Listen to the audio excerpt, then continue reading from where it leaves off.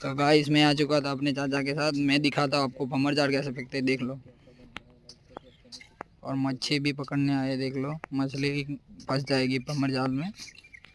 देखो अभी थोड़ा टाइम लगेगा, रुक जाओ।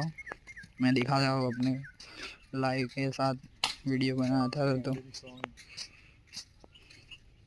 देख लो। अभी थोड़ा धीरे धीरे धीरे धीरे करके खींचेंगे और बाहर लाएंगे पानी के बाहर। देखो इसको आराम से खींचना पड़ता है, नहीं तो मछलियाँ भाग जाती है भंवर जाल से।